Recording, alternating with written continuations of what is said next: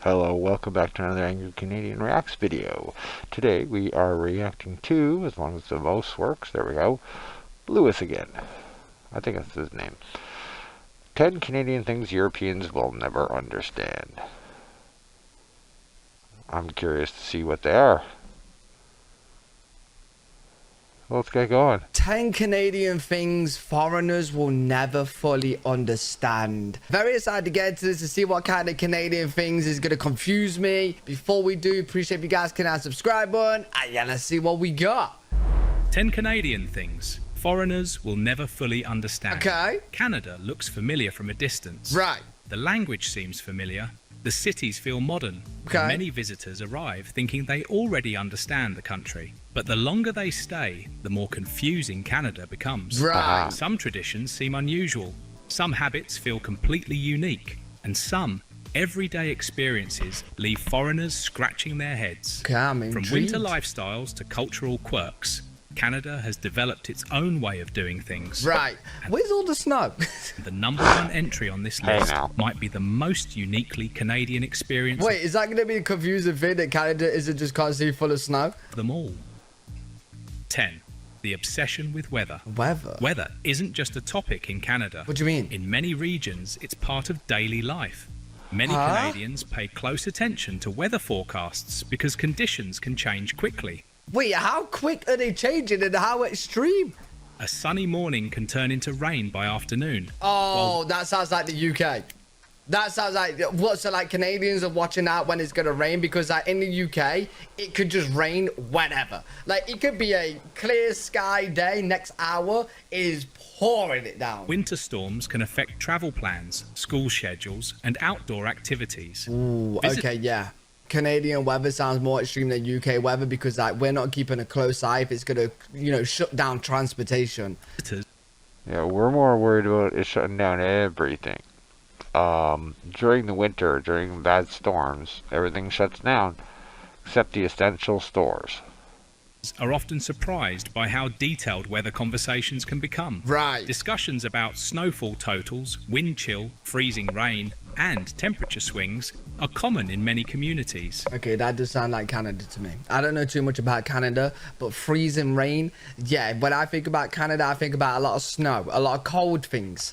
In some parts of Canada, people casually continue their routines in temperatures that visitors might consider extreme. A Okay. bright winter day at -10 degrees Celsius can sometimes be described as not too bad. It's not. -10 degrees Celsius is not too bad. -10 degrees Celsius, I would be walking around as an ice cube. The weather shapes everything from clothing choices to weekend plans. -10 is t-shirt and shorts. Mental. Making it one of the most recognizable parts of Canadian life. Right. But there's another Canadian tradition Ooh, that what's that? foreigners What's on? often find even harder to understand. Okay. 9. Cottage culture. Oh yeah. Cottage culture. For many Canadians, summer isn't complete without a trip to the cottage. What do you mean? While not every Canadian family owns or visits a cottage, Right. the tradition is especially common in some parts of the country. Wait, that's a tradition to like own a second home as a cottage, or like at least visit a cottage? What is it like? Yes. Here in the Maritimes, especially in the woods, we have camps in the woods, middle of nowhere, no electricity other than some people have solar power nowadays. But cottages along the beaches, cottages around lakes, you can rent them. My invitation is open. You come to Canada, I'll bring you to a camp. Where's the mouse? There's the mouse. A cottage holiday? Many people spend weekends or vacations at lakeside cabins where life slows down dramatically. Ooh, that's beautiful. That It would is. be really nice. Imagine a quiet dock stretching into a calm lake, Ooh. the smell of a campfire in the evening, and the distant sound of a loon calling across the water. Don't know what a loon is, but doesn't Canada have a lot of bears in their forests? Yes, a loon is on our loony. the $1 coin. It's a water bird. But yeah, bears.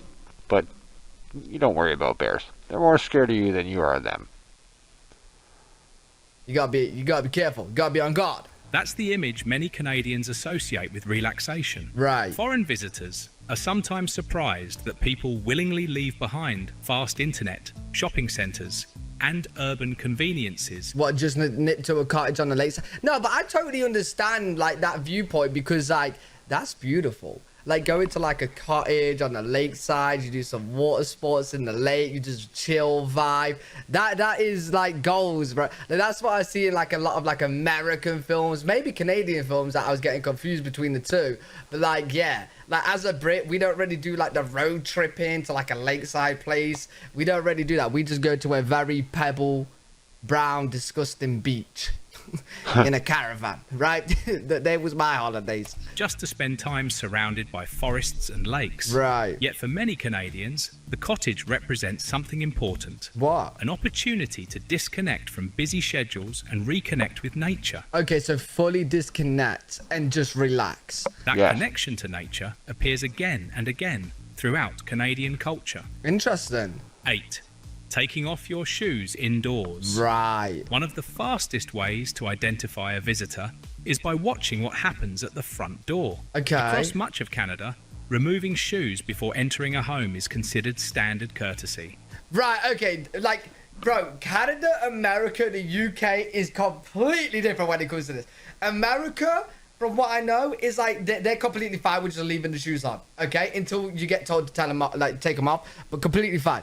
UK, you have to ask, but most of the time they'll be like, yeah, it's cool, leave your shoes on. Sometimes it might be like, take your shoes off, you'll just know. If like you've been to someone's house like 5 times, you will already know, leave them on or take them off, okay? But most people, completely fine leaving them off. Canada, is the first thing you want to do is take them off. Does anyone ever say, now you can leave them on? Or is it like every home is like, take them off? No, some do say leave them on. I believe the biggest reason for us taking our shoes off at the door is because of the weather, especially during winter. Winter, fall, when it's winter and spring, sorry, when the weather's messy, the yards are messy, your shoes are soaked and full of ice and snow and salt. Yeah. Most Canadians do it automatically without even thinking about it. The reason is largely practical. Snow, slush, mud, gravel, and road salt can That makes sense. That does make sense. You're going to be dirtying up the house. That makes total sense. quickly make a mess of floors. Yep. During winter, boots often pile up near entrances as guests arrive. Right. Visitors from countries where wearing shoes indoors is more common can sometimes forget this unwritten rule. Yeah, fair. The result is often a polite reminder followed by an To be fair, if you're walking in a house and it's hardwood floor, in the UK, completely fine, take your shoes off. I mean, leave your shoes on. But it is rude if you walk on like carpet in your shoes. You know what I'm saying? Because it's like harder to clean and stuff like that. So, yeah, it's just like, UK is kind of like 50-50. Do you take them off? Do you take them off? Okay, the hardwood floor, though, with leaving shoes on, if a stone gets stuck in your shoe, it'd scratch the floor, would it not? Just saying. Leave them on. Not most of the time, like when you got guests, they just like come into like, you know, into the house, into the kitchen, whatnot. Most of the time downstairs, hardwood floors, so you're completely fine leaving them on. awkward apology. It may seem like a small detail, but it reflects how everyday life adapts to Canada's climate. Makes sense with like all the snow and slush all around. You're going to be making it very dirty. And speaking of everyday routines, the next item has become one of Canada's most recognisable symbols. Okay. 7. The love of Tim Hortons. Bro, Yeah. in like every single, I haven't done many Canada videos, but nearly like every single one, Tim Hortons gets a special mention, bro. Like Canadian, this is like, Tim Hortons is like the national Canadian staple, right? Few businesses are woven into Canadian culture quite Okay. like Tim Hortons. While not every Canadian visits regularly, many Canadians have strong memories associated with the brand. Right, we are getting a few Tim Hortons popping up around the UK as well. Whether it's grabbing coffee before work, Right. stopping during a road trip, or meeting friends, Tim Hortons has become a familiar part of daily life for many people. Got you. Foreign visitors are often surprised by the number of locations they encounter while travelling across the country. Exactly. They're also surprised by the horrible taste of the coffee, apparently. Whatever, we're used to it. A lot. Even the language can be confusing. Ask for a double-double, and many Canadians instantly know you're referring to a coffee with 2 creams and 2 sugars. A double-double? For outsiders, it's just another coffee chain. Double-double? For many Canadians, it's connected to routines, memories, and everyday I hope that Tim Hortons in prison. experiences. No, it's closed. Oh, it's just the... Oh, it's inside a shopping mall. It's fenced so it don't get broken into. Right. Protection. We do have shutters like this, but our shutters are kind of like, they don't have the gaps. You kind of just like, they're like big, just silver metal things. Yet another Canadian passion runs even deeper. 6. How seriously many Canadians take hockey. Yeah. Ice hockey is like, it is Canada's like national sport, right? Like biggest sport. What other sports is Canada really big on? Football, basketball, baseball. I don't follow hockey. I could care less. Is it just Why is it doing that? ice hockey, or do you like? Are you into basketball? I know you have a football team that's pretty decent, like in the World Cup and that. Are you into like the American kind of football, what we call rugby? Let me know in the comments like what kind of sports Canadians do. Hockey remains one of the most influential sports in Canada. Not every Canadian watches hockey, follows hockey, Right. or plays hockey. Okay. Exactly. However, its cultural impact is difficult to miss. In Got many you. communities, local arenas serve as gathering places throughout the winter. Children often learn to skate. It must be so hard to score. He's the size of the goal. Hey, look at right. How you got a tiny gap to pull it in. At a young age, and families may spend weekends attending practices, games, and tournaments. Right. Picture a small town arena on a cold morning. Parents sit in the stands holding hot coffee while young players race across freshly resurfaced ice. Don't they constantly fight? Like whenever I see a hockey clip, I swear they're just batting each other with the stick. Like. The sport has No. become part of countless childhood memories across the country. Right. Halfway through our countdown of 10 Canadian things foreigners will never fully understand, we're discovering Interesting that so many far. Canadian traditions revolve around community. Yeah. The next entry takes that idea to a much larger scale. Okay. 5. Living with vast distances. Oh yeah, Canada's big, isn't it? I probably don't fathom in my head how big, but I know it's big. Like even when you see it on the world map, it's just like it's taking up the whole entire top left of the map, dude. Yep. Canada is the second largest country in the world Oh, by it's second land largest. area, and daily life often reflects that reality. Wow. Many foreigners understand Canada's size intellectually, but struggle to grasp it in practice. Right. Distances that Canadians consider normal can feel enormous to visitors. Wait, let me know in the comments, like, what is a long drive for you? So, like, a long drive for me would be, an hour drive. I'd be like, oh, I've really got to do an hour-long drive. The longest drive I've ever done in the UK was about 4 hours. And that was actually going off England to an island called the Isle of Wight, right? It was 3 hours to the bottom of England from Birmingham, 3 hours. And then I went on a ferry, and then it was about an hour, like that whole duration. Meanwhile, yeah, I wasn't driving on the ferry. It was about half an hour off the ferry to my location. So yeah, about 3.5 hours is the longest drive I've ever done. And it's long, man. That is long. In some regions, That was across the whole of the UK, bro. drive Alright, so a long drive would be 5 hours. Roughly 500 kilometers. Halifax. We go to Moncton, which is about 2.5 hour drive. About 250 kilometers from here. That's not a very long drive. Tell you what, you come to visit me, you're going to probably fly into Moncton. We're going to drive here to Robertville. It's a 2.5 hour drive. You're going to find it long. No, you won't. It'll go by quick, actually. Yeah. Come visit. Driving several hours between cities isn't unusual. Jeez. Large stretches of forest, farmland, mountains, and wilderness separate many communities. Look at that. A visitor may look at a map and assume a destination is nearby, Right. only to discover that reaching it requires half a day of travel. These vast distances influence transportation, travel habits, vacation planning, and even the way Canadians think about geography. Right. The scale of the country becomes even more remarkable when winter arrives. 4.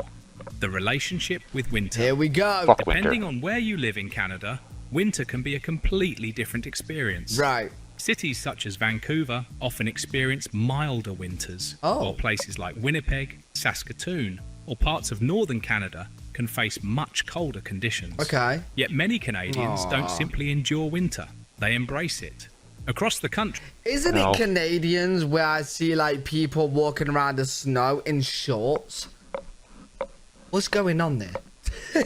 What's going on in Canada, bro? You're walking around the snow whilst it's snowing in shorts. Like, are you just like, do you not feel the cold? people often participate in activities such as skating, skiing, That'd be fun. snowboarding, snowshoeing, and ice fishing. What's snowshoeing? You throw your shoes in the snow? Festivals continue despite freezing temperatures.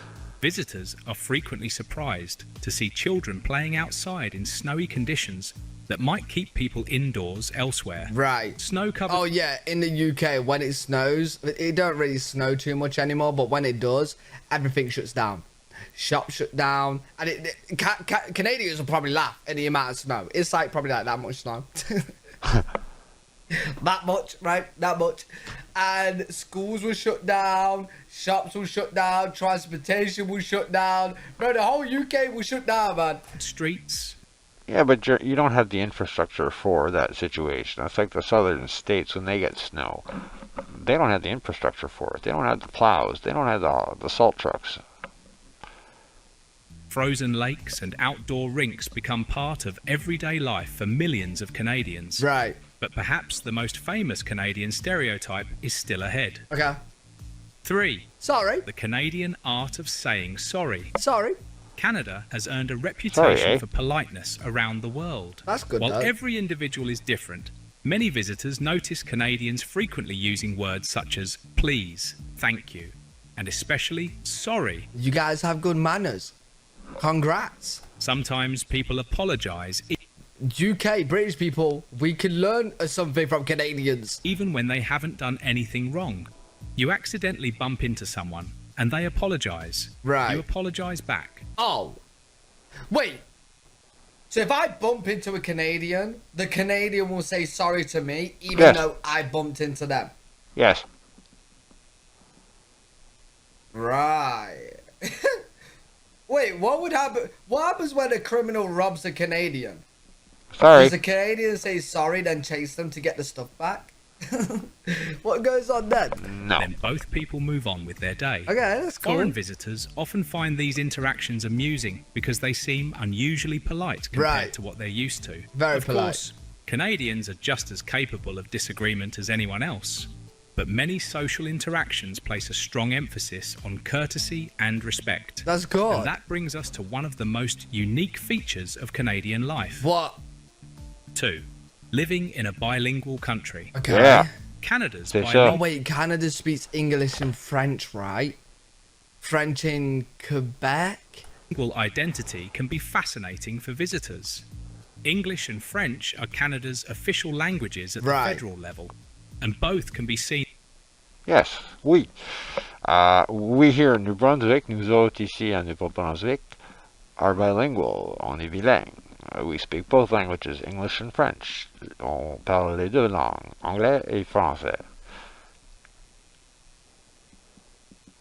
throughout the country in government services, Oh. product packaging, transportation systems, Oh, so like if I go to Canada, I'd like to see Canada at some point.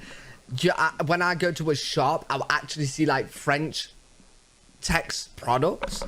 Yes. and public information. Depending on where you travel, the balance between English and French can vary significantly. Right. In Quebec, Do most people in Canada know English and French then? French No. plays a major role in everyday life. Quebec, yeah. In many other provinces, No. English is more commonly used. Right. Yet Canadians are accustomed to seeing both languages represented nationally. Foreign visitors are often surprised by how naturally this bilingual reality What is that building? Is that a transformer?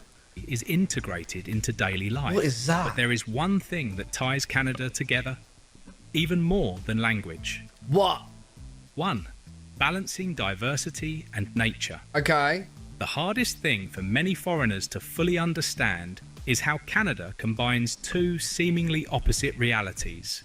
On one hand, Canada is one of the world's most diverse countries. Really? Major cities bring together people with roots from virtually every continent. Oh, wow, cool. Walk through neighbourhoods in Toronto, Vancouver, Calgary or Montreal, and you'll encounter a remarkable variety of cultures, cuisines, traditions and languages. I bet there's good food then. Oh yeah. I bet there's good food. On the other hand, Canadians often maintain a strong connection to nature. Right. A person might spend the work week in a busy city surrounded by skyscrapers, and then spend the weekend hiking through forests, paddling across lakes. You know what? It sounds very nice. It sounds like you're just living very polite, very naturistic, very scenic, and you got the good different diversity of food. And it sounds good to me. Or exploring national parks. Many Canadians see both experiences as equally important. Right. Yes. This balance between urban diversity and natural landscapes helps shape Canada's identity in a way that many visitors find difficult to fully explain after they leave. Okay. It's not just about cities.